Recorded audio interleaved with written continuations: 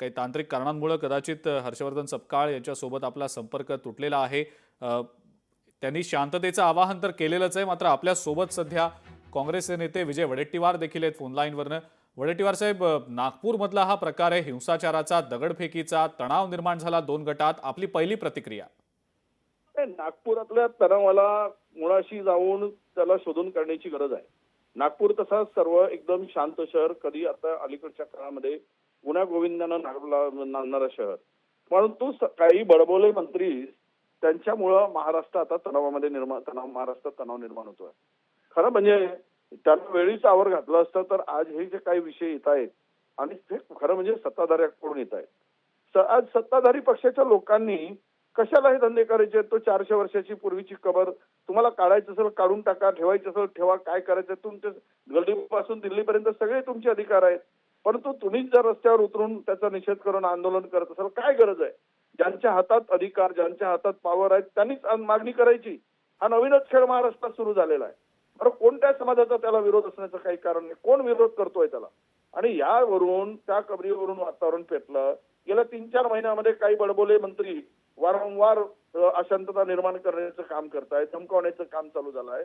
त्यातून अशा प्रकारे जर महाराष्ट्र अशांत करत असतील तर मला वाटतं की पुढच्या दृष्टीनं महाराष्ट्राची वाईट परिस्थिती निर्माण होईल आणि याला कोण जबाबदार असेल तर ते सत्ताधारी पक्षाचे लोक असतील। मी माझी स्पष्ट भूमिका सांगतोय। म्हणून आता तरी नागपूरला शांत करण्याची गरज आहे।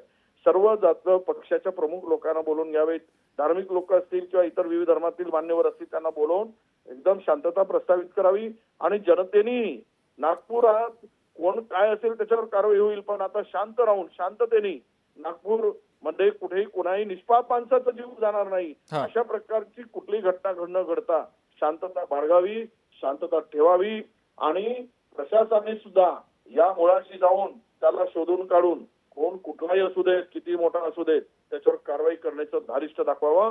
कारण हा मुख्यमंत्र्यांचा जिल्हा आहे। मुख्यमंत्र्यांच्या जिल्ह्यामध्ये शांतता पूर्णतः होती, कारण पूर्ण सत्ता त्यांच्या हातात आहे। परंतु हे जर प्रकार होत असतील जिथे गृहमंत्र्याच्या मुख्यमंत्र्यांच्या जिल्ह्यातच होम टाउन मध्ये असा प्रकार होत असेल तर उद्या महाराष्ट्रातील वातावरण शांत करणं अवघड होईल। म्हणून माझी विनंती आहे की तो नागपूर लवकरात लवकर शांत झाला पाहिजे, जनतेनेही शांतता ठेवावी आणि कुठे अनुचित पुन्हा प्रकार होता कामा नये याची सर्वांनी खबरदारी घ्यावी। वडेट्टीवार साहेब, काही वेळापूर्वी आम्ही काही राजकीय नेत्यांच्या प्रतिक्रिया जाणून घेतल्या होत्या। काहींचं असं म्हणणं आहे की जाणून बुजून असे प्रकार केले जात आहेत। आपल्याला सुद्धा वाटतं असं की खरंच जाणून बुजून हे प्रकार घडतायत?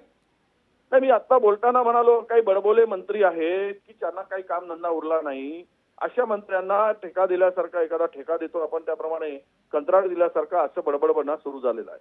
वेळीच आवर अशा लोकांना घालण्याची गरज आहे। हा तणाव खरं म्हणजे महाराष्ट्रात पुढे असेल। लोकशाही मराठी ऐका, पहा, जागरूक रहा।